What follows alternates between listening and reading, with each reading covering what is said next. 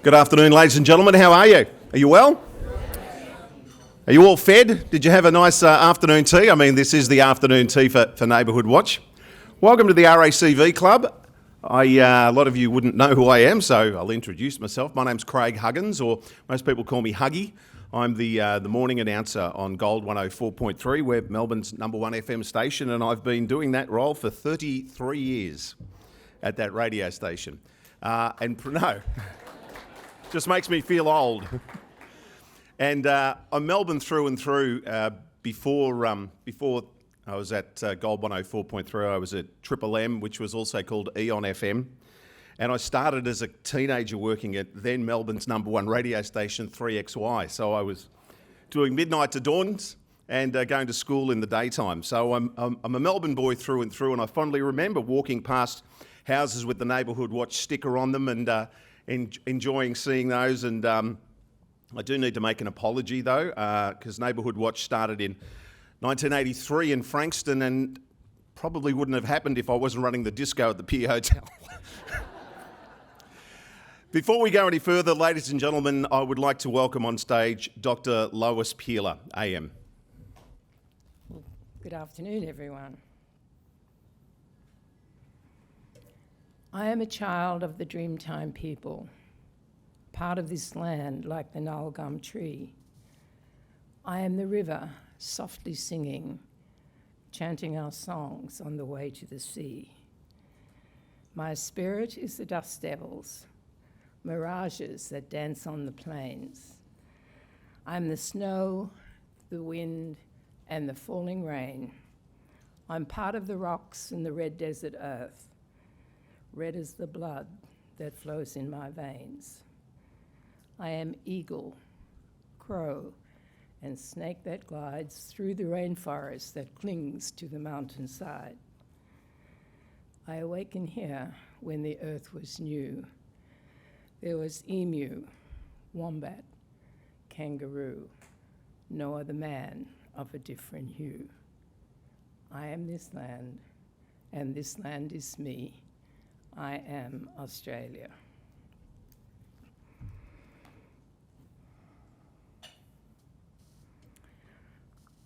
I wanted to explain about the Welcome to Country protocol in terms of my heritage.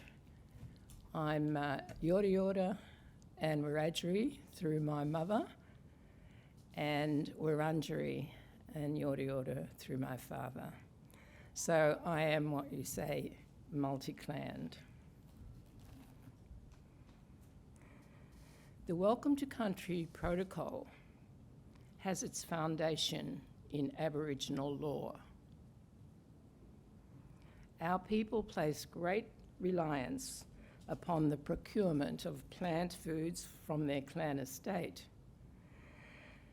So procurement and processing of various plants was of vital economic importance. Clans had to maintain a balance to enable them to both live off the land and ensure its rejuvenation. They did this through seasonal movement within their clan estate and in ways that the resources were not used up. So crossing into another clan's estate required a request for permission to enter. And at times, this could be a lengthy process, whilst elders took into account the matter of access to resources. If permission was granted, there would be ceremonial exchange.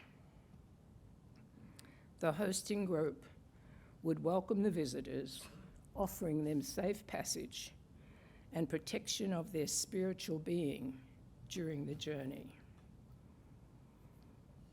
A smoking ceremony would be held to let the old people know that there were strangers on country and to ward off unwelcome or humbug spirits.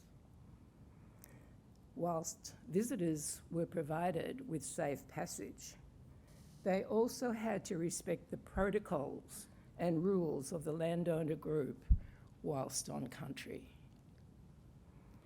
So when we acknowledge traditional country. It is no empty ritual. It is to take special note of a place and the people who belong to it, to uphold tribal law, and to acknowledge who we are, First Nations, First Peoples of this nation, and a member of the oldest living culture on the planet. We have a culture that still lives, complete with its own knowledge base, its philosophy, its beliefs. So it is my pleasure to welcome you to Naarm, the land of the Wurrung Wurundjeri people.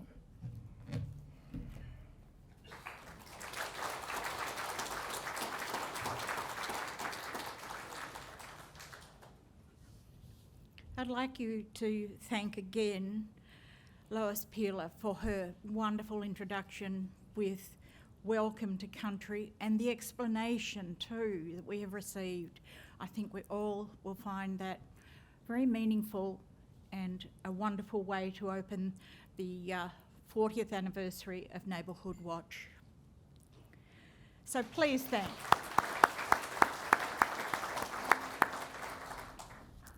I wish to acknowledge the Chief Commissioner of Police, Shane Patton, the Honourable Mr John Berger, who is representing the Minister for Justice, Mr Anthony Carbines, Dr Wheeler, who will be speaking to us later in the afternoon on resilience and connection, Chris Costa, who is a former Victorian police officer, I think recently retired in the last 4 years, who was instrumental in launching Neighbourhood Watch in Victoria.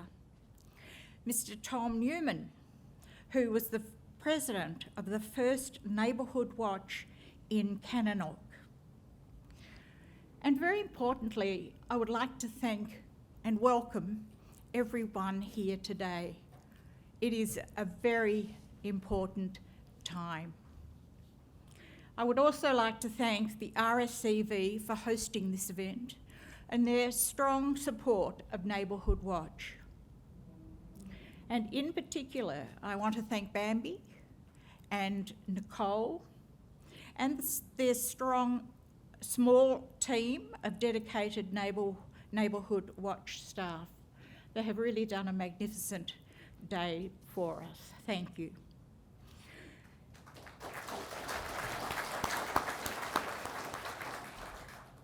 I will now hand over to Craig Huggins, who is our MC for the day. But first, let's get back to the time 40 years ago to 1983. Is Neighbourhood Watch a valuable part of crime prevention?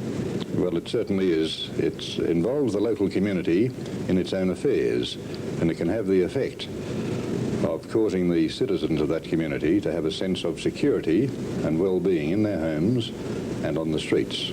Halfway through 1983, the Neighbourhood Watch experiment began in the Melbourne suburb of Kananook. A target area of 600 homes was chosen for the project. Well, what sort of a response have you had from the people of Kananook? We've had an excellent response from them, and the feedback we're getting from our individual zone leaders is one that indicates that practically without exception the residents here are fully behind this type of scheme.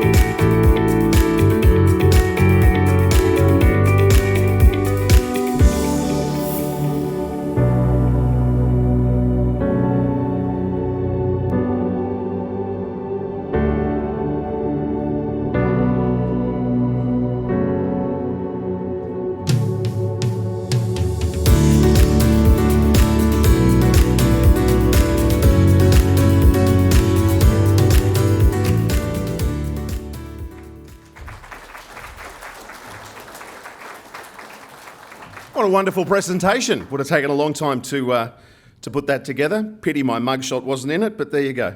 Seriously though, it is wonderful to be here.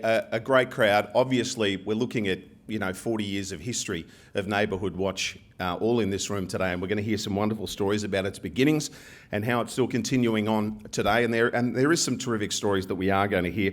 Before we go any further, I would like to welcome a very special guest. It's wonderful to have the Chief Commissioner of Police here, ladies and gentlemen. Would you please welcome Shane Patton?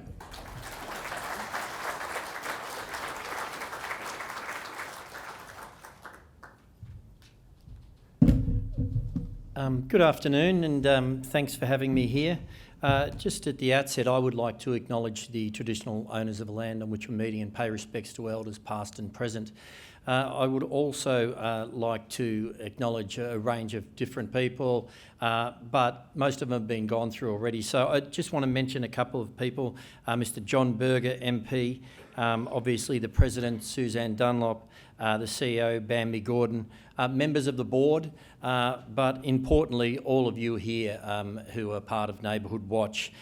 Thank you all. You are what makes this tick, and that's the reason why we're here and we're talking about success. It was amazing to watch that video, and and they say a picture tells 1,000 words or something like that. There's many thousands of words there, and they might be younger words as well too when you look back over the journey. But I think the thing that struck me about that was that on every occasion, in every one of those different activities that people were performing, which are voluntary activities and everything, just the look of enthusiasm and happiness on their faces to be contributing to the community, to community safety. I think that's the essence of Neighbourhood Watch, and you saw it play out there over the journey. I do want to make a special mention though of Chris Costa, former Chief Inspector. I was fortunate enough to be taught by Chris when I was trying to become an inspector back in the training days, and he's a man of great wisdom, and as you would all know, Chris will be speaking here today and talking about his idea which actually established Neighbourhood Watch back in 1983, and you saw he had some heavy hitter support there with Mick Miller, and there's two people I don't like following to speak, and that's Mick Miller, even though he has passed away, because he was so eloquent in what he did and he could just speak without notes for hours, and also anybody from radio as well, David Mann or Craig Huggins, because their voices is inevitably much better and smoother than mine, but nonetheless I'll try and do the best I can. We have been a proud partner of Neighbourhood Watch since it was established, and as I said, former Chief Commissioner Mick Miller saw the enormous potential in the program, and that was 40 years ago. It's been my privilege to support the program as patron, as have previous Chief Commissioners before me. And I do want to formally commend all of the Neighbourhood Watch members who provided the dedicated volunteer service over the journey. Your contribution is really recognised, and the fact that Neighbourhood Watch has, if you like, continued to reinvent itself and continued to grow in leaps and bounds is a tribute to all of you, as well as the leadership of the organisation.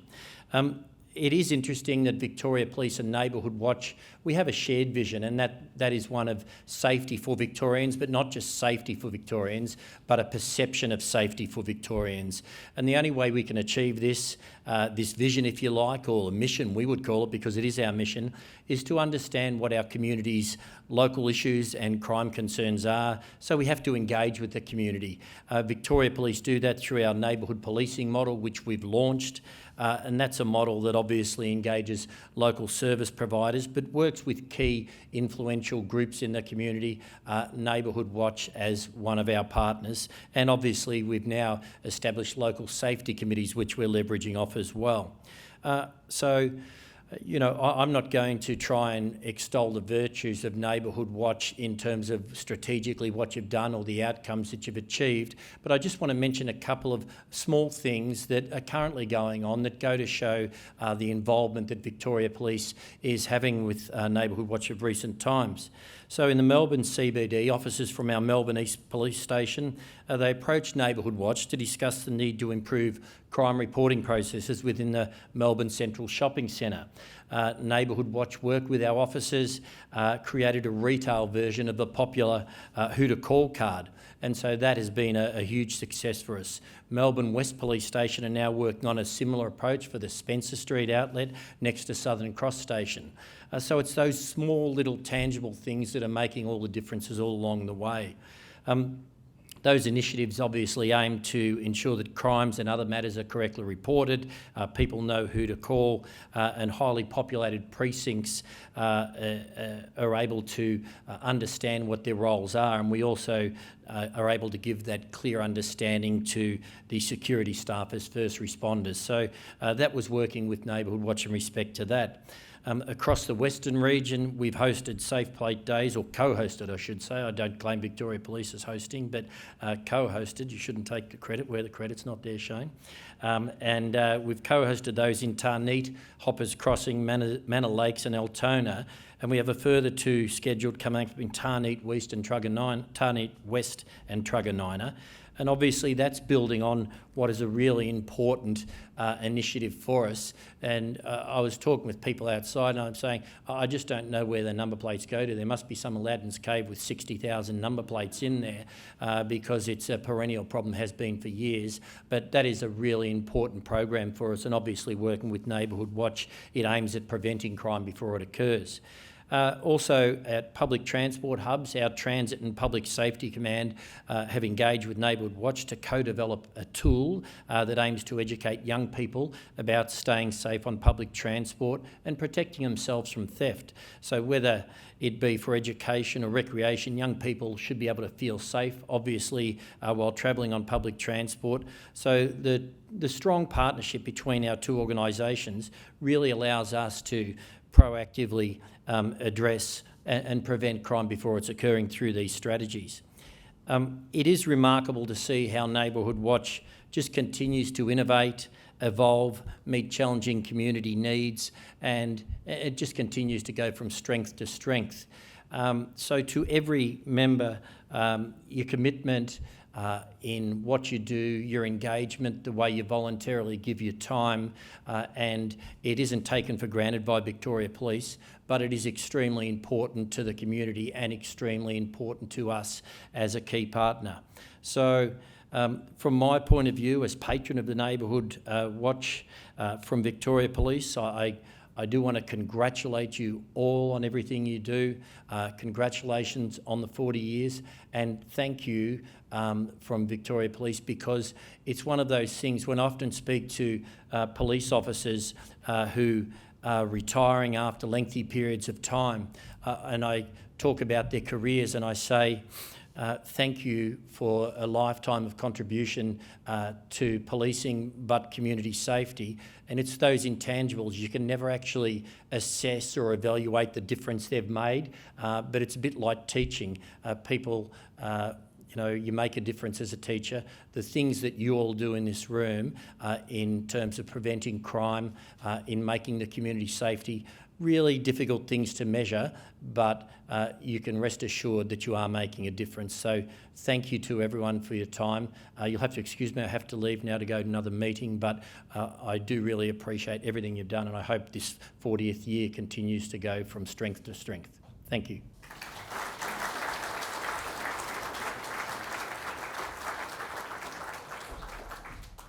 Many thanks to the Chief Commissioner of Police, Shane Patton. Another round of applause, if you will. Thanks. The patron of Neighbourhood Watch, 1983. I still had my football team. I was a Fitzroy supporter. I still had my team. And believe it or not, we were actually doing okay in the 80s. People only remember the 90s when we were terrible. But the 80s, we played in the finals. Our next guest speaker, please welcome him on stage. He is a member of the Legislative Council, Mr. John Berger MP.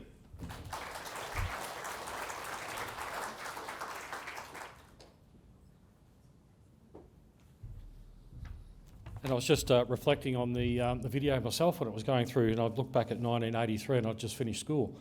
And I always remember proudly putting the sticker on my parents' front letterbox. So you can imagine back in those days, we put it up with some pride because we always thought there was a lot of security with the community looking after us. And as my time moved on, I began some work in rural Victoria. And every time you drive into a country town, you would see the Rural Neighbourhood Watch on a post as you entered that town, and you knew that community was looking after you and had your back. So I'd like to acknowledge the traditional owners on the land in which we are meeting today, the Wurundjeri people, and I would like to pay my respects to their elders, past, present and emerging, and to Aboriginal elders and other communities who may be here today. And I also would like to acknowledge Shane Patton, APM, Chief Commissioner of Police, Dr. Lois Peeler AM, Executive Director, Principal at Waiara Aboriginal College, Bambi Gordon, CEO of NHW Victoria, Susan Dunlop, President of NHW Victoria, and board members of NHW Victoria. It is my pleasure to be here this afternoon representing the Minister for Crime Prevention, the Honourable Anthony Carbines, MP, as we celebrate the truly significant milestone. For 4 decades now, Neighbourhood Watch has been an institution in this state. There are generations of Victorians who will also be thankful for their work. It's endured the peace of mind for thousands of parents. It has fostered a sense of community. It's encouraged Victorians to look out for one another and to take a proactive, collaborative approach to crime prevention. It is for all these reasons that Neighbourhood Watch remains one of the Andrew Labor government's most trusted, longest running, highly valued crime prevention partners. Our investment reflects this, with more than $3.7 million allocated in 2015-2016. It is funding that has gone a long way to raft the programs of initiatives, all of which have helped make a safer state and bolstered and trusted reputation of Neighbourhood Watch. Neighbourhood Watch has also played a key role in the implementation of this government's crime prevention strategy, which has a focus on listening to voices and empowering local communities. For 40 years, this has been at the core of what Neighbourhood Watch stands for. In recent years, it has implemented a range of campaigns and programs designed to minimise residential burglaries and car thefts, working closely with Victoria Police. Neighbourhood Watch has also provided extensive and invaluable resources for students, parents and teachers. This year, there has been some particularly innovative programs and campaigns with a focus on crime prevention in residential high-rise apartments, new estates and rural communities. And we always, as always, the Neighbourhood Watch does with migrant communities is outstanding, with a raft of material now translated into various languages. Neighbourhood Watch currently has more than 190 groups across Victoria and 4,500 active members. Each and every one of those members has helped promote closer community ties and played an active role in minimising and preventing crime. I'd particularly like to thank Bambi Gordon for her work, outstanding leadership, strategic nous and commitment to the Neighbourhood Watch ethos. But everyone here has played their own roles, have their own stories to tell and deserve our gratitude. I commend you and thank you and trust that all the good work that Neighbourhood Watch will do will continue for many, many years. Thank you.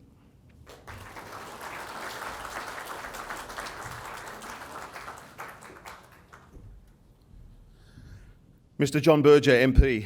Thank you, John. I was thinking 1983, and I was a young fella and I was, as I said, working in radio. And it was funny because I was about the age when I started in radio of the people that I was playing music for at blue light discos. I was about their age, and because as I said, I started very young. I started in radio when I was 16 years old. And I remember we used to go from blue light disco to blue light disco, and always the Neighbourhood Watch stickers and brochures were there at the discos, and we would have them there as people came in, and so the kids could take them and hopefully go home and tell their parents about Neighbourhood Watch. And I fondly remember those days. The other thing I fondly remember about those days of the Neighbourhood Watch era when it first started and when it was in its early years and I was doing these discos, is, believe it or not, this is not hard to believe, but I'm a year and a bit older than Kylie Minogue. And I had my licence before Kylie. And these blue light discos, we used to drive from one venue to the next. We'd do 2 or 3 in a night. And it would be me driving and Jason and Kylie in the back of my Ford Escort panel van. And back in those days, there was no social media. And I was sworn to secrecy that they were kissing in the back of my panel van. Nobody was allowed to know that off camera there was a real relationship. And if only we had paparazzi there, I would be loaded. I would have made a fortune. Ladies and gentlemen, as we continue our celebrations, our 40th anniversary celebrations, next I'd like to welcome onto the stage, It's Natalie Dean from the RACV. Must pay my on-road. Sorry. Ladies and gentlemen, please welcome Natalie Dean, the General Manager of the Growth Portfolio at RACV. Thank you.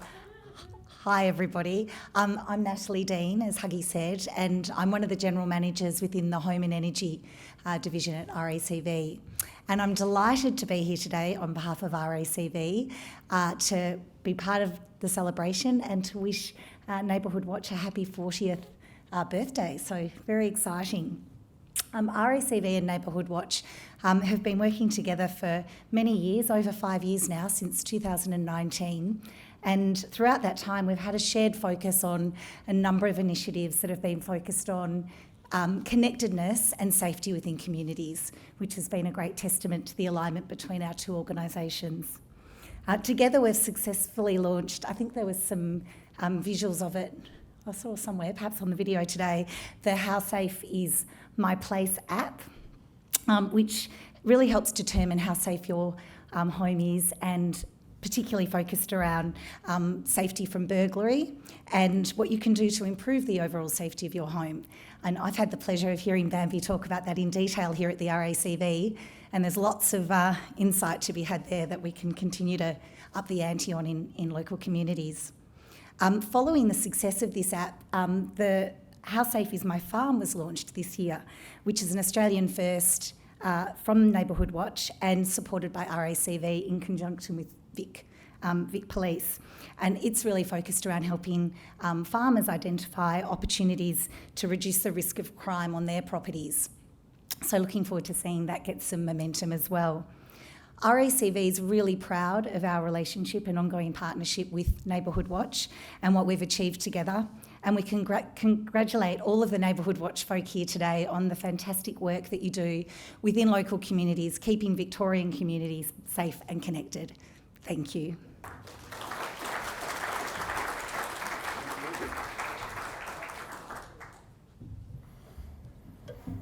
Who in the room had a Neighbourhood Watch sticker on their letterbox? We had one at my place, and there was one on the car. There was one on the dog kennel.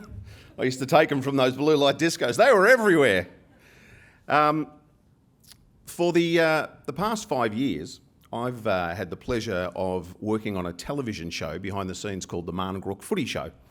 It's been on Channel 31 and NITV. It hasn't been on this year, which is really sad, and we are working hard to try and get that show back on again. But it's funny, the host of the show, a guy named Grant Hansen, he and I have become extremely good friends over the journey, and the reason I'm mentioning this is I'm really looking forward to our keynote speaker this afternoon, because in the 5 years that I've been involved in the Marngrook Footy Show, which is primarily about Indigenous football and footballers, I've learned so much that I didn't know, and this is information I'm picking up along the way, and I'm really looking forward to this, Lois, to hearing you speak. Lois, of course, was on earlier, but for more of an introduction, we're about to meet Dr. Lois Peeler. Her career spans numerous leading roles and awards working in the Aboriginal community and government sectors as well, dealing with policies. Lois was awarded the 2022 National NAIDOC Female Elder Award, and through her career, she's had a role in educating the broader community about the diversity of Aboriginal culture. I'm really looking forward to hearing her speak this afternoon. Would you please give a warm welcome to Dr. Lois Peeler AM.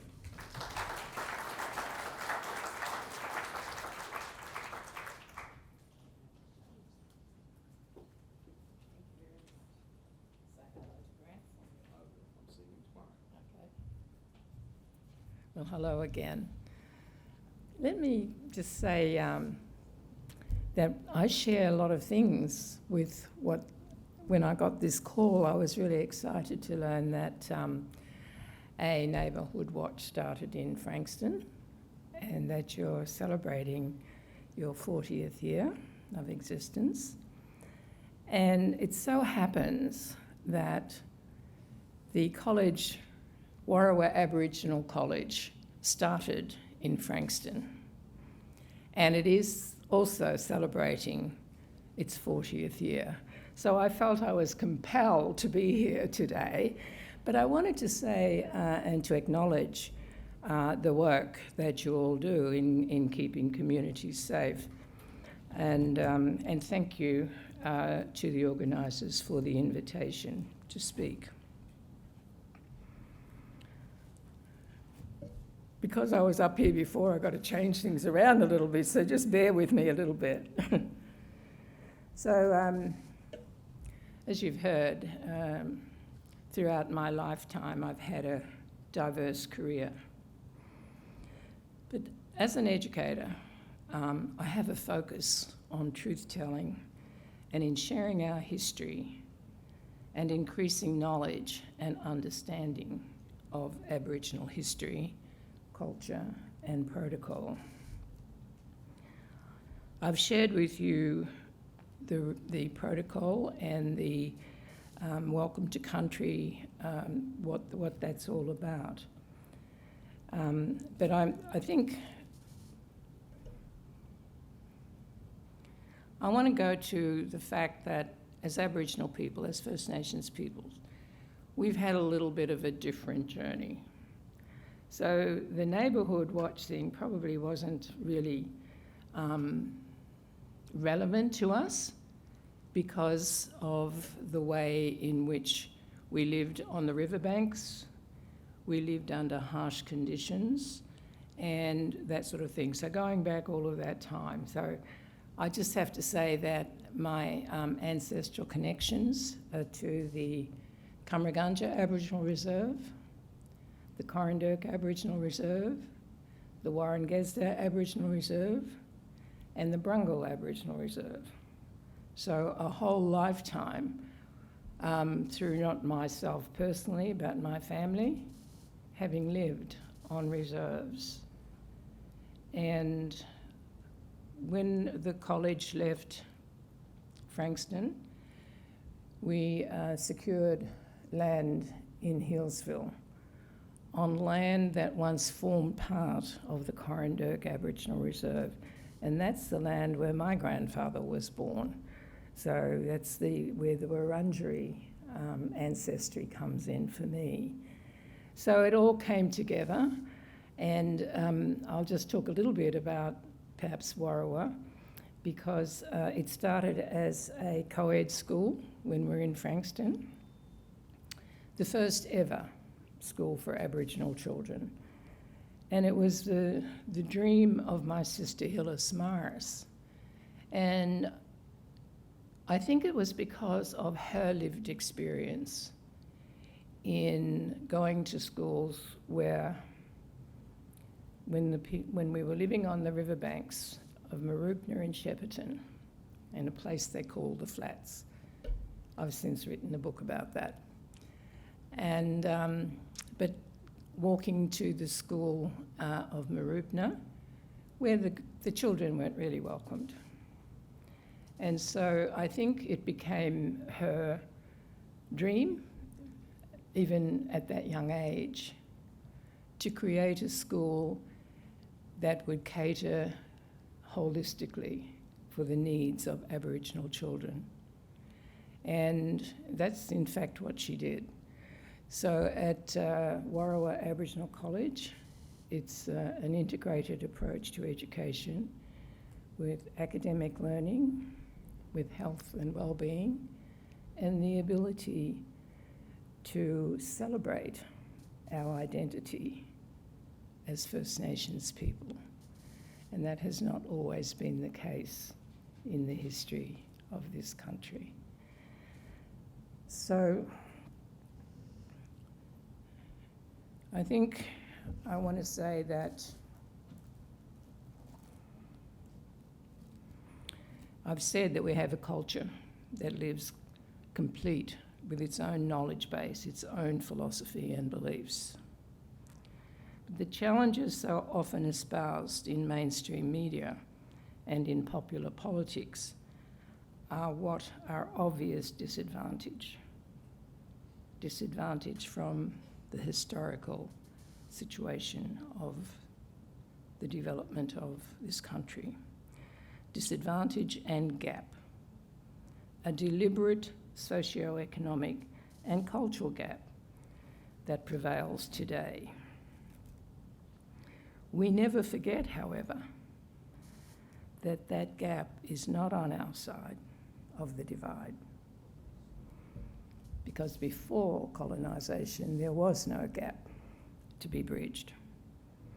Before that time, we were complete with Indigenous culture had already found balance and peace with the earth. We understood the seasons and sustainability. We used fire in managing the land. So in our Aboriginal culture, caring and sharing was a way of life. Caring about our families in the clan, sharing food and shelter, communal activities of hunting and gathering, and moving across the clan estate. Honouring the land as they went and coming together for cultural business, our ceremonial life.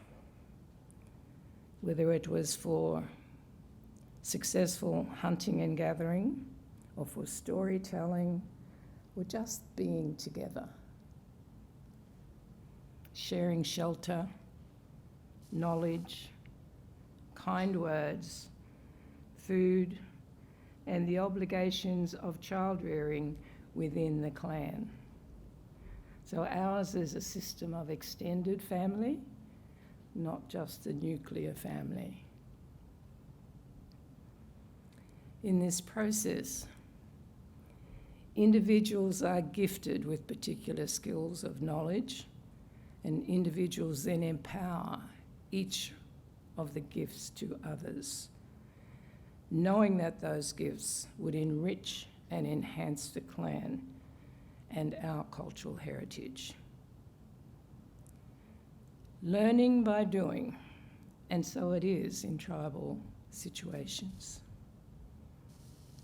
In our community, elders are an integral and pivotal part of every Aboriginal family, clan and community. They are the wisdom keepers. They uphold connection to country.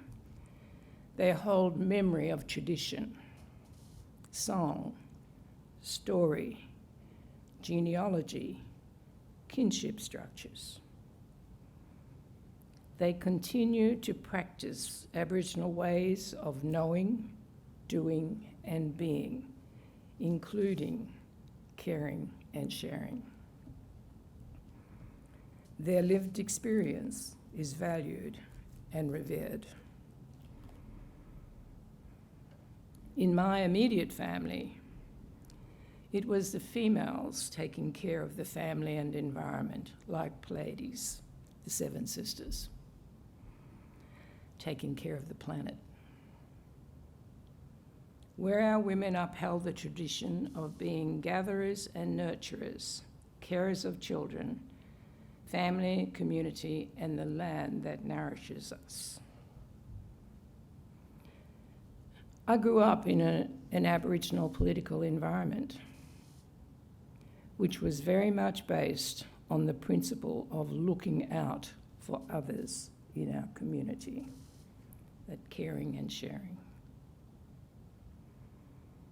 The names of women in my family are etched into the honour rolls and the history books of this state, if not the country. I am gifted with the ability to walk in the footsteps of those women leaders. And we were a close-knit family, strong in values and in culture. So my values, my experience, my passion, my direction has been shaped by my family experiences, which includes life on an Aboriginal reserve and as fringe dwellers on the outskirts of towns. The fight for basic human rights and striving for a better future for family, clans, and Aboriginal community. Throughout her life, my mother, Geraldine Briggs, AO, was involved in campaigns to bring about improvement for Aboriginal families stemming from her lived experience of life on an Aboriginal reserve, in her case, the Cumragunja Aboriginal Reserve on the banks of the Murray River, and living through the era of Aboriginal people not having Australian citizenship and denied the most basic of human rights. So my mother was instrumental in forming the National Council of Aboriginal and Islander Women. The women's movement was quite strong in leading change for improving the family circumstances, including health, human rights, and social and emotional well-being. The National Council of Aboriginal and Islander Women drove the initial efforts to establish the Victorian Aboriginal Health Service and the Victorian Aboriginal Legal Service. My mother's sister, Auntie Margaret Tucker, her story was recorded in the video A Lousy Sixpence, and her book, If Everyone Cared, told the story of my grandmother's 3 girls, her sisters, being forcibly removed by the authorities under the policy of the day. The authorities were enforcing the Aborigines Protection Act of 1909, which denied an education beyond the 3rd grade and saw the forced removal of Aboriginal children into training to prepare them for servitude for white families, the girls as domestic servants and the boys as farm labourers. So the girls were taken to the Cootamundra Domestic Training Home for Girls. It housed only Aboriginal girls, aged from 13 years, and was designed to train them for domestic service. The boys were sent to Kinchula Boys' Home, and from there placed with property owners as unpaid labourers. The children were subjected to cruelty and abuse, and in this environment there was no caring and there was no sharing, the things that we as an Aboriginal community found so important in our life. But my family has always valued education. One of my aunties, Hillis Briggs, held school for our Aboriginal kids on the banks of the Murray River after the walkout from Cumragunja in 1939. So Auntie Hillis was the namesake of my sister, Hillis Morris, who was a gifted visionary and leader whose initiatives in Aboriginal education included the establishment in 1983 of Australia's only registered Aboriginal school, Warrawa Aboriginal College, which, as I said, is celebrating its 40th anniversary this year. And as it happens, the starting point was in Frankston. So 40 years is an important milestone in any organisation, and I congratulate Neighbourhood Watch on the work of your journey over the 40 years. Going back to my opening remarks, where probably a Neighbourhood Watch wasn't terribly relevant to us, given the lifestyle that we were living at that time. But one elder recalled, our place was on the river. We had a big family. We were always happy. We had our own social life, and everyone who lived there, we would share. Caring and sharing was our way of life. Going back to Hillis Morris, she articulated the essence of the Warrawa model in her opening speech in 1983 that took place in Frankston. She said, in this, the first Aboriginal school in Victoria, the educational curriculum has been specifically designed to suit Aboriginal students to bring them to their full potential. Warrawa has been providing a holistic education and boarding experience for young Aboriginal people for the past 4 decades. I think I want to say that my mother and father exemplified the Aboriginal values of relationship, responsibility and respect, which includes caring and sharing. They maintained relationships with those that were doing it hard, and no matter how down and out a person might have been, always treating them with respect. So those core values of relationship, responsibility and respect are also included as the foundation at Warrawa Aboriginal College. So my family's experience has undeniably shaped my life. My being involved in all that I do in the Aboriginal space has been guided by the lived experience of my family and others. It is about knowing, doing and being Aboriginal and bringing together all things that are part of my background and my experience to bring about improved conditions for our people. So I am very familiar with the caring and sharing from an Aboriginal perspective. But in preparing for this presentation, I did do some research on the question, what is caring and sharing in human values? Caring is the essence of moral life.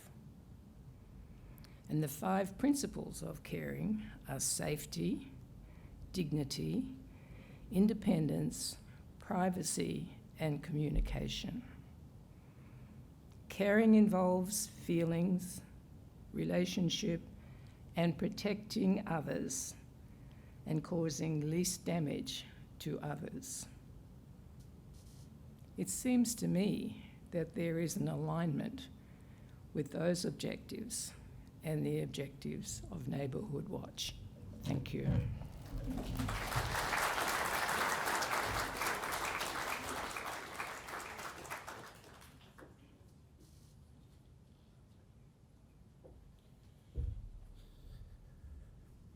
Ladies and gentlemen, what about another round of applause for Dr. Lois Peeler AM?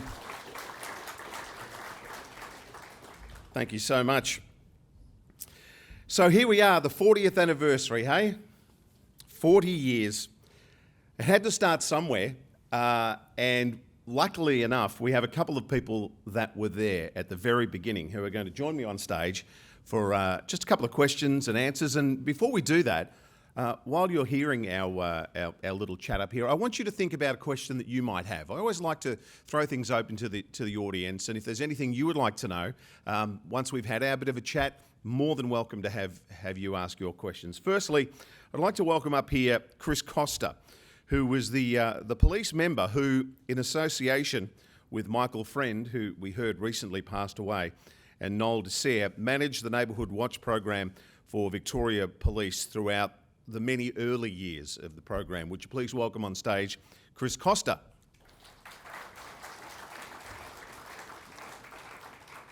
Thanks, Chris. Take a seat. And we have this afternoon with us Tom Newman. Tom was the first civilian to head up a Neighbourhood Watch group, and he's also documented the early history on the web, on the internet, so you can Google that and have a read about that. But we are going to find out more about it as well. So would you please welcome up onto the stage Tom Newman.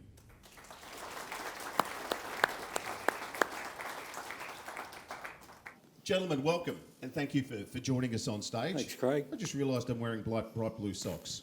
They don't really match the outfit, do they? Although the tie does have blue in it. No, welcome. I'm glad you could join us this afternoon. Chris, firstly, it's a big undertaking to start anything, and you must be extremely proud that 40 years later it is still going. But I really would like to know about those early days and how you got Neighbourhood Watch off the ground. So our first meeting from a police perspective to plan all of this happened in November 1982, and it was prompted by a fellow police officer, Senior Sergeant David Smith, at that time, that had done a study tour in Canada in 1981, and he found a neighbourhood watch program in a place called Portage-la-Prairie in Canada that he thought was particularly good. And so I was part of an experimental community involvement program in Frankston at the time, and he brought that to us and said, let's do this. And November 82, we sat down for the first time, started planning it, and it brought us to establishing Kananook in 1983. It was a toss-up between Kananook and another area in Seaford called Belvedere Park, and Kananook was chosen because it was more self-contained and it was really representative of any normal community neighbourhood. They were exciting times. I acknowledge Noel Desser, who's sitting here with us today, and Noel's only just got out of hospital last week to come here today. And also, as you mentioned, Michael Friend, he was my mentor for more than 40 years. He passed away about a month ago, quite unexpectedly. They were key players in all of this. And one of the more satisfying things about being here today after 40 years is in early 1984, I went to a conference in Brisbane where we had two highly renowned academics tell us that Neighbourhood Watch in Australia was an example of policing giving up, and that it would be a phenomenon that would only last for about 6 months. Those two academics, one of them recently passed away, and I'm sad about that, and the other one went to jail as a pedophile. I'm happy about that. They were highly renowned academics, and every opportunity they got, they criticised policing and the Neighbourhood Watch program. So from a very, selfish point of view, I'm just thrilled that one of them, who's still living, might read about this today. 6 months. This is your life, of course I'd bring him on stage. Yeah. So interesting times for you, because I guess you were a young policeman, just involved in the day-to-day activities of police officers. So how did you get the role within Neighbourhood Watch? How did that become your baby?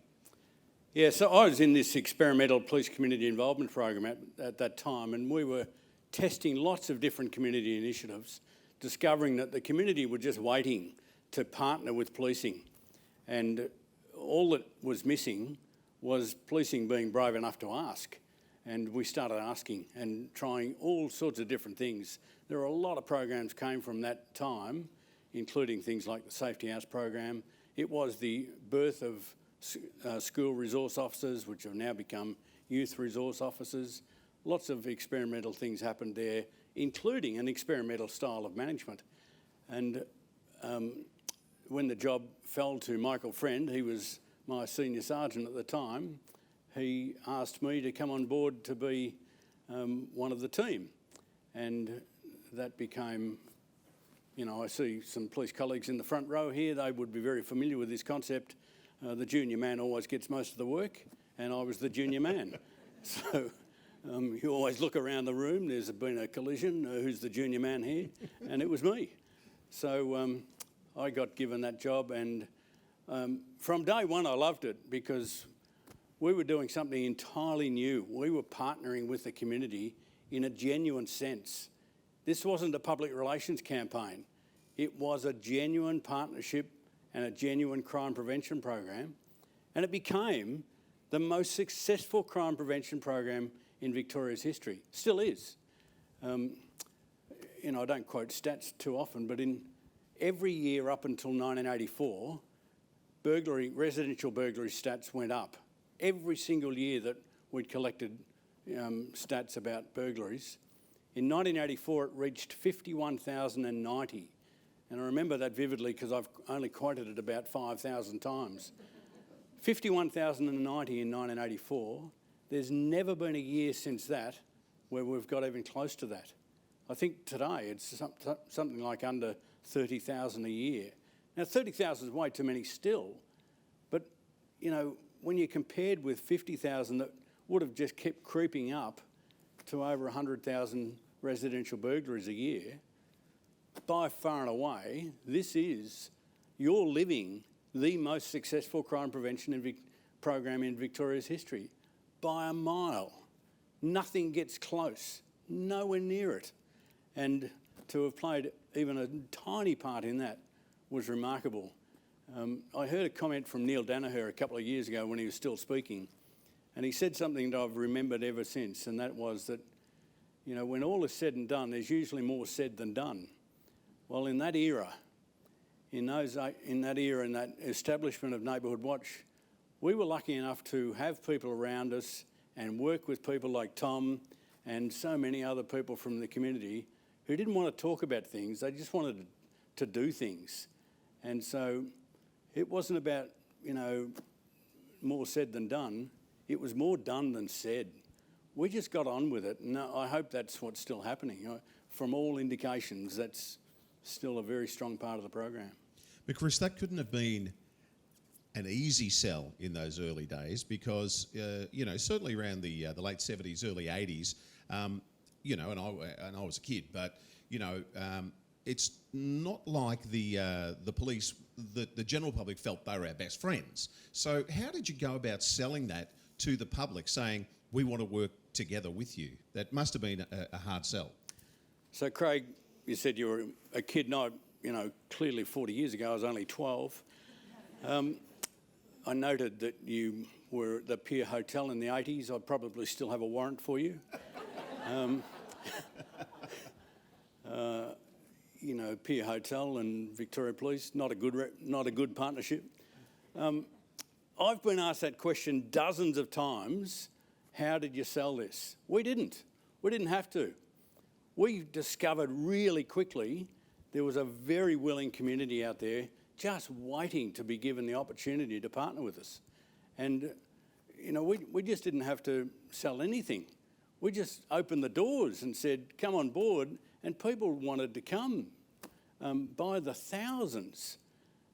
I can remember at one of the early meetings at Kananook, there was a fairly contentious question asked by one of the committee there, and one of the police in the room was trying to answer it, and he was essentially evading the question. And he said, look, after all, we're just trying to help you. And someone jumped up and said, no, we're not. We're not trying to help the coppers. We're trying to help ourselves. You know, this is about us doing something for us. And the police have come on board with us.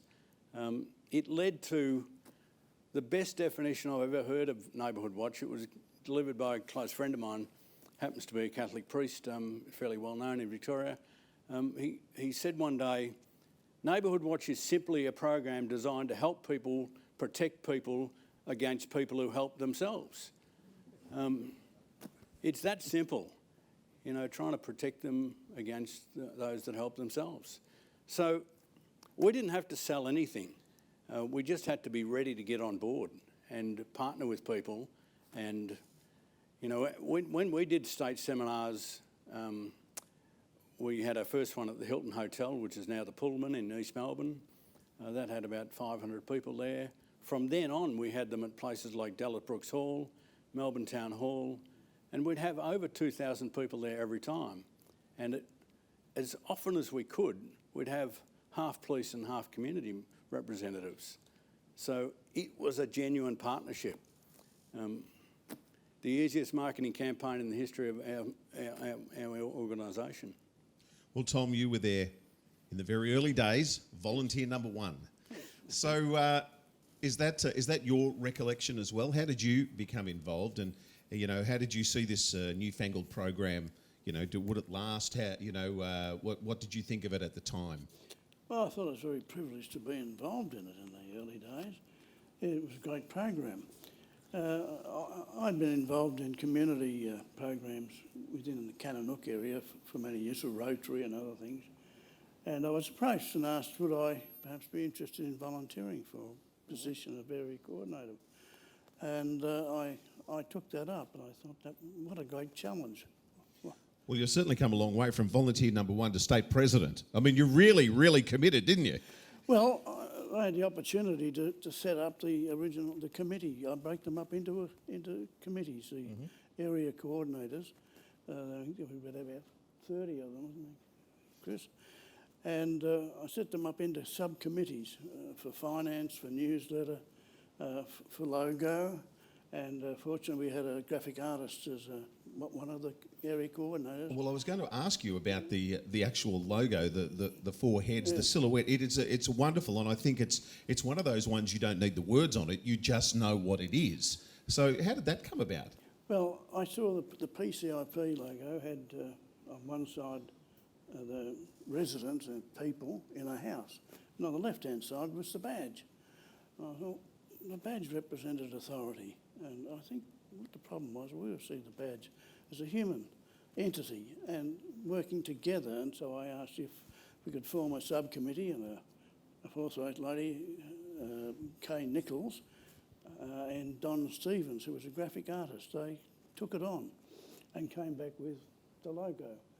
My addition was putting an eye in it. Were there several of them, or was that Sorry, your addition was putting an eye in it. That's all mine. And there's no eye in Neighbourhood Watch, it's team. Exactly. And the original idea, I think it was to be yellow, wasn't it, Chris? It was like PCIP. No, it was always going to be green, that one. Don Stevens' suggestion was green, and we've denied it ever since, but it was based on the Garden State back then. And we told every other state it was green because it wasn't blue, which is identified with policing, but it was based on the Garden State. Politically, our first logo was supposed to be man, woman, child, policeman. And it was changed because that was politically incorrect to have man, woman, child, policeman. It sounded like it was a bit too hierarchical. So it was changed to person, person, person, policeman, and the person that did that modification to make it as it is today is in the room today. It was Peter Henry. Where's Peter? You've done a wonderful job. It's very recognisable. I've seen it on hats in this very room. Tom, what about the early meetings? Tell us a little about those. And as we've just heard, there were quite a number of people there. But was that easy to get them there in the first place? Yeah, everybody was very enthusiastic about it, and we were meeting every fortnight at the Cannonook Primary School, where I arranged to have a meeting with them. And having set up these committees, which included project identification, was one, for example, and the coordinators were out and drumming up how they could put a program like that together and to identify your belongings. So, and the newsletter committee as well. But they were very, very enthusiastic about it all, and came every 2 weeks we were meeting, and we formed a structure that was copied from there on in Neighbourhood Watch throughout Victoria. No doubt with any committee meetings you would have heard some crazy ideas as well, I would guess, over the years. People always put their hand up and people walk away going, I can't believe he even said that. Tell us a little about your relationship with former Commissioner Mick Miller. He helped you a lot along the way, didn't he? Oh, well, he was a brilliant man, and it was my privilege to have the opportunity to work alongside some very, very talented people like this guy here, and Mick Friend and Dave Smith. Yeah, I was lucky, wasn't I, to have such people to work Mick with. Miller was brilliant. There's no question about that. He was a visionary. He could see well into the future.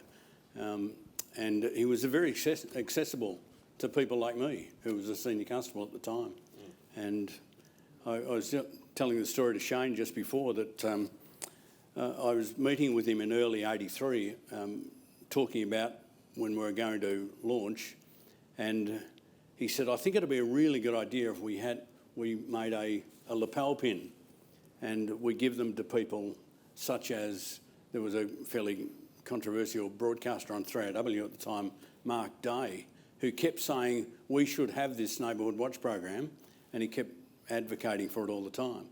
And so he said, maybe it's a good idea if we make one of these lapel pins and give them to people.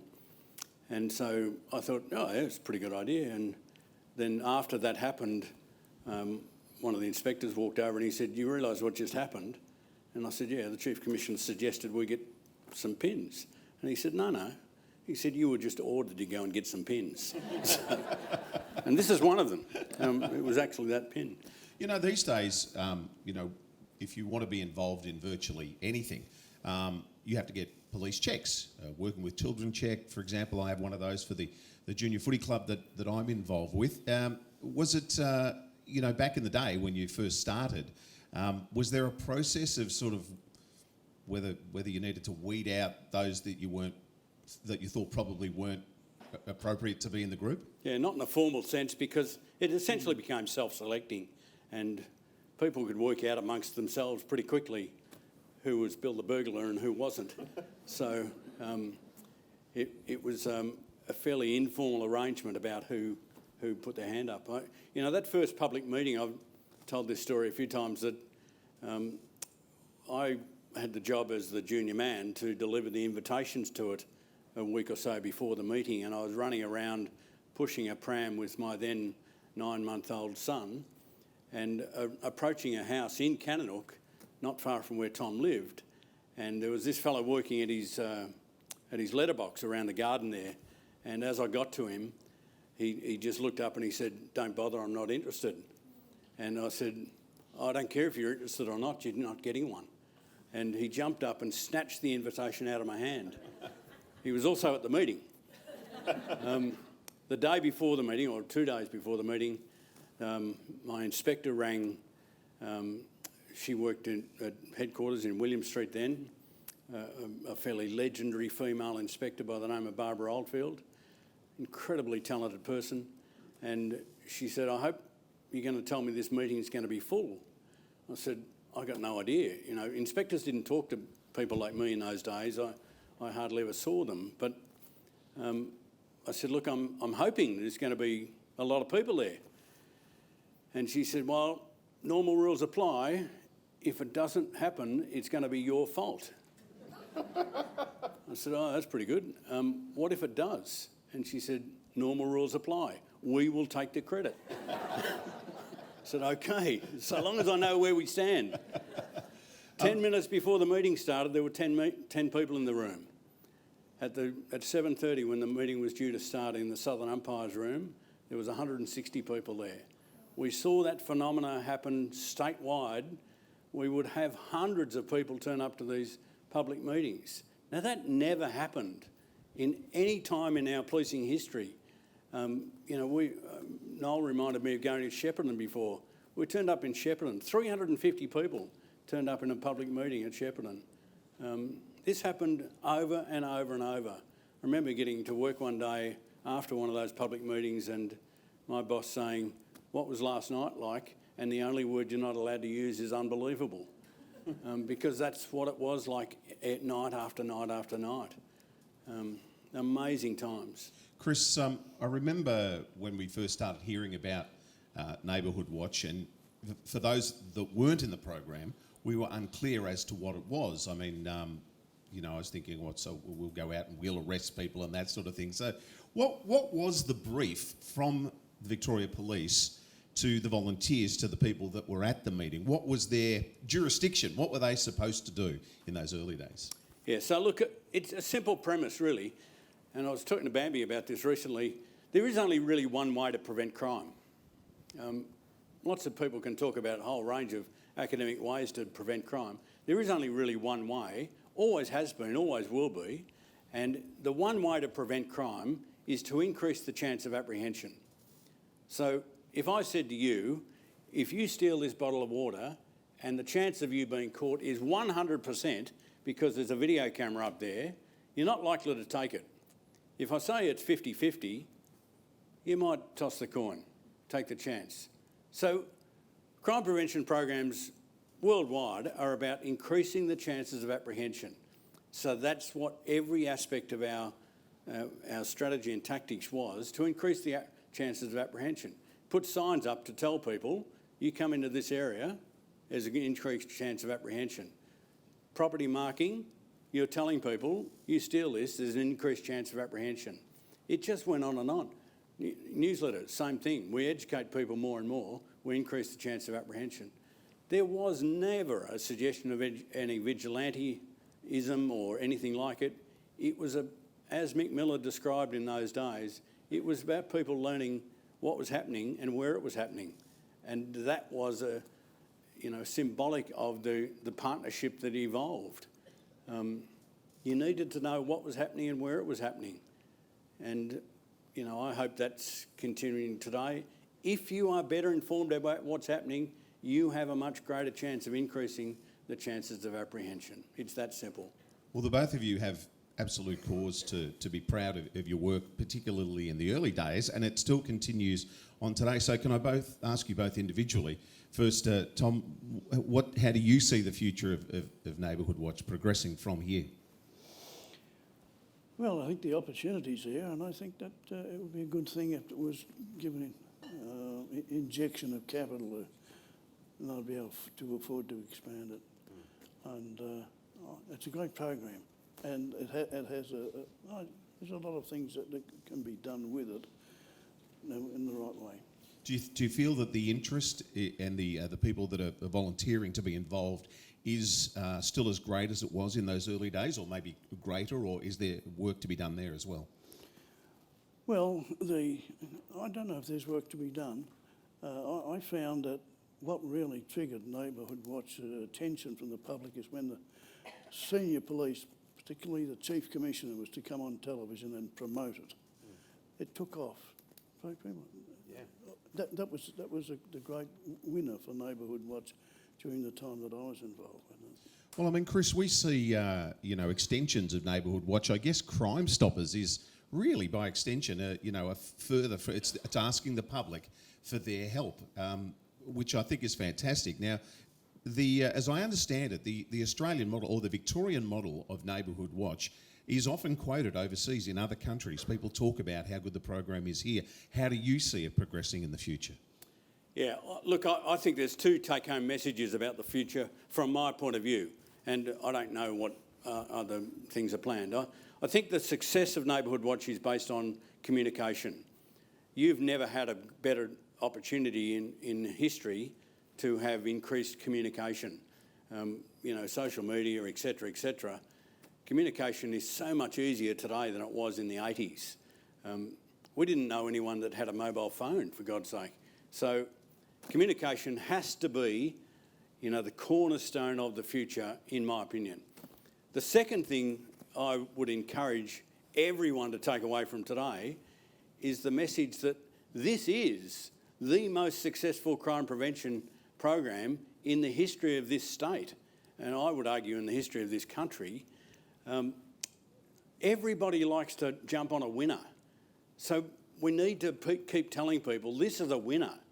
That old saying of success has many fathers, but failure is an orphan. Everyone likes to be part of something that works. This works. And we need to keep telling people this works. This is a winner. Get on board and let's talk to each other more and more. It is pretty simple. I think the new logo there, or the new motto there of, helping each other, it is that simple. Got to be more communication, and you've never had a better time ever to communicate than you do today. Gentlemen, before we let you go and wrap it up for the afternoon, do we have any questions from the audience? Anybody want to know anything about the early days or the progression of Neighbourhood Watch throughout the years? Is there anyone? Don't be shy. If I don't know the answer, I'll make it up. We do have a question. The financing of Neighbourhood Watch, how does that work? The financing, how does the financing of Neighbourhood Watch work? How is it financed? Who pays for it? So as for currently, people like Bambi would be best to talk about that. In our day, we had a sponsorship from the Commercial Union Insurance Company. I understand it's still the biggest sponsorship Victoria Police has ever had. That lasted until about 1990, I think. Well, luckily we have Bambi here, so Yeah. we'll pass her a microphone and she can answer that very question. Bambi Gordon. Are we on? I'm going to shout anyway because I don't know if it's on. Yeah, it's on. Very technical. Got it. Thank you. Thank you for the question. We get a considerable amount of funding from our friends at the Department of Justice and Community Safety on behalf of the Minister. And we also have this wonderful relationship with RACV. So there is I'll be real, a cash component to that, but there's also things like today, which RACV are hosting all of it for us, so there's no cost to the organisation. So we would love to get more sponsors on board, and so if you know of anybody, if you'd like to contribute, let me know. Do we have any more questions from the floor before we... Yes, go ahead. What year was that you went to Shepton when there were 350 people? 1985. It was myself and a fellow by the name of Bill Robertson, ended up as an assistant commissioner. So he went on, I didn't. I was just a lowly chief inspector when I left. I was actually the very last chief inspector, so, you know, I know what it's like to be the last dinosaur in the room.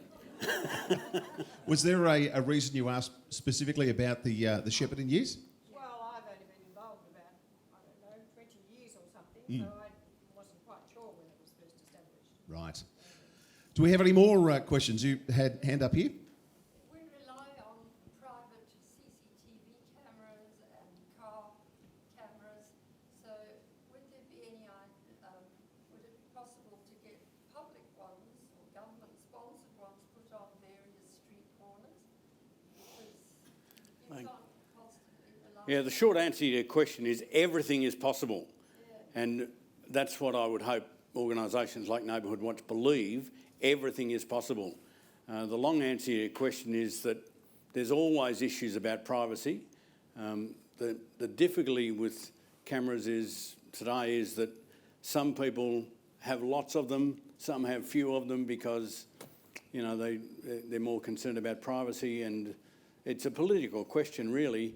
But, you know, I'm in my later years in policing, I became disappointed that many of our detectives relied on CCTV as their only investigative method. We actually used to be able to investigate crimes without CCTV. So it's still doable, but talk to your councils. There was a murder in our suburb, and it was because the school had a CCTV camera pointed to the road that they actually caught the guy who committed the crime. Same with Jill Maher. Yeah, 2012 I think that was. Can I add to that too? Yeah.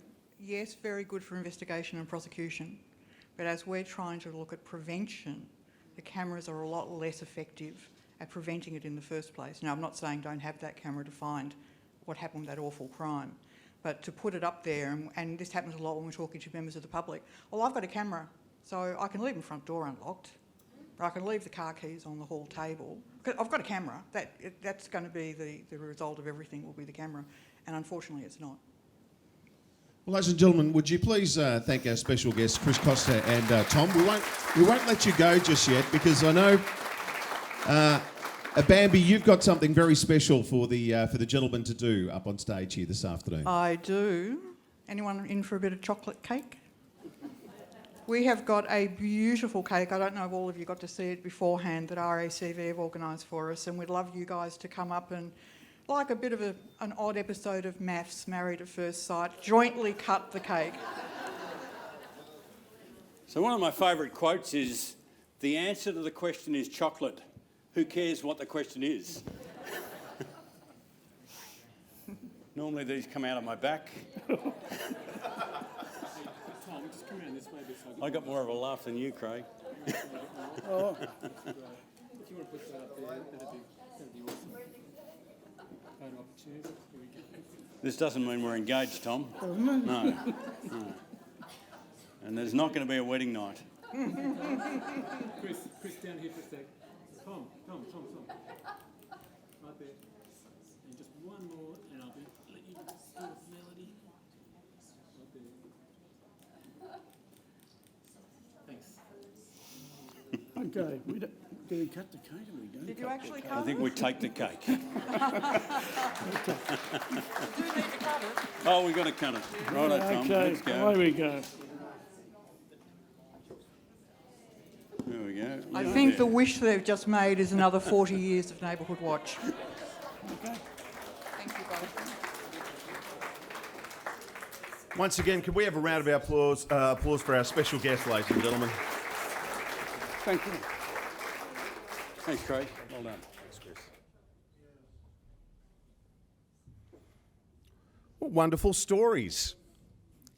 Ladies and gentlemen, it's my pleasure now to introduce the CEO of Neighbourhood Watch to come and say a few words. Would you please welcome Bambi Gordon?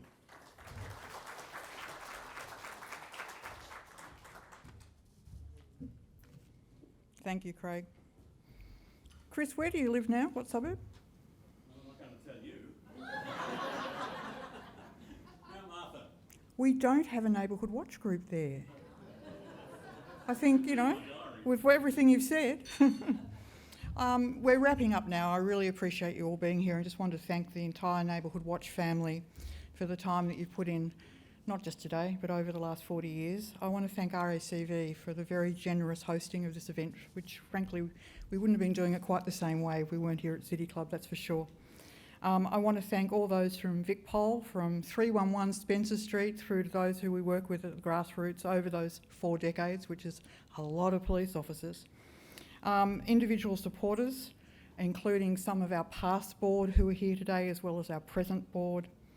Also our friends at the Department of Justice and Community Safety for the support they give us in the things that we learn from them, not just the funds, but the funds are good too, we like those. And importantly to our volunteers, our members who make all things happen. And talking about making things happen, I just wanted to mention Jeff Bransbury. Where's Jeff? Oh, he just got an Order of Australia medal or a Medal of the Order of Australia this last week, which wanted to congratulate him for the work he does in the community of Beaumaris and Black Rock. Over the 40 years, we've faced a lot of challenges, and I think the biggest was when we were a department of the police force as far as our funding and management, working with volunteers in the community, through to actually being our own standalone organisation. And there's been a real challenge, obviously, in that over time. But I'm so incredibly proud to be part of an organisation that has succeeded so well for 40 years. We've kept up to date with all the changes that have come, and Chris mentioned the opportunity that we now have in front of us with the technology. We've got 140,000 followers. Maureen knows every one of them personally. We have 140,000 followers on Facebook and other social media, which is an incredible reach that even back in the days when we had 30,000 volunteers around the time of the mid-2000s, we couldn't have got the message that far. But it still means that we need to be out at the grassroots, face-to-face, working with our neighbours and with our community. I just wanted to do a couple of thank yous. I'm really proud of the work that we continue to do, and coming up in the next couple of months we've got some really exciting initiatives. Maureen is rebuilding the entire website almost as we speak, and that's due to be launched. I said to her the other day, I'll mention it's due to be launched in a week. No, it won't. So maybe 2 weeks, but we'll let you all know when the new website is up. Also, with the help of our friends at RACV, we've managed to translate all of the How Safe Is My Place online quizzes, emails, reports and so forth that it generates into 5 other languages so that we can start reaching out into a more diverse community than we've done in the past. We're also bringing back the awards, so we wanted to mention that now. It'll be October next year, which seems like an awfully long time off. Away from now, but the awards will be coming back. We'll be getting some information to you, so start thinking about the things that your groups are doing that you think is worthy of putting a bit of a spotlight on and blowing the trumpet. I am off in August for the month doing a regional roadshow. For those who know Lionel, our new promotional educational van, we're going out to meet with a lot of the police stations in areas where we don't have neighbourhood watches, and so we can tell them all about what Neighbourhood Watch is now doing and hopefully get some more regional rural groups happening. So there's lots of things still coming up, but in particular I want to thank the internal team for the support that you give me, the support you give to the members in the organisation. Nicole has organised all of today.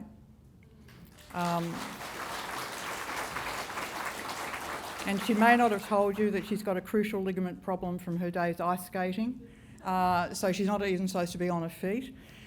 So thank you for that.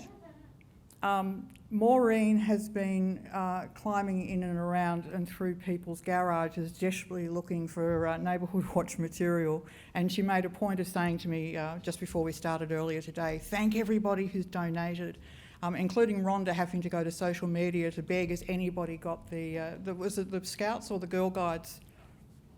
We've got those here today on loan. And we've also got a uniform of what we know now to be the smallest police officer who ever worked at Victoria Police. But all of that material that you see there is 3 times as much now back in the office, and we're actually putting the archives together. So if any of you happen to be involved in the 50th anniversary celebration event, you can thank us now for having put 40 years worth of it finally all in one place, and Maureen, terrific job on doing that. Thank you. So that is it. Our day is complete. Our 40th is complete. Thank you all so very much, especially RACV and our special speakers, and police coming along as well, which is terrific. Well done to everybody for the work that you've been doing. Congratulations. And so thank you all. Thank you all for being here.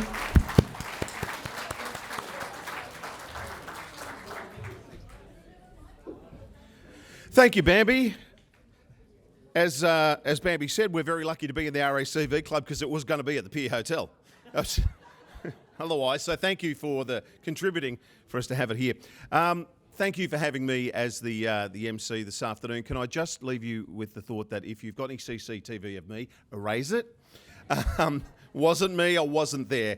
The final message for today as we all leave, obviously it's emblazoned all over the screen here, is let's watch out for each other. Thank you for coming this afternoon. Happy 40th birthday to Neighbourhood Watch, and we'll see you again soon. Bye.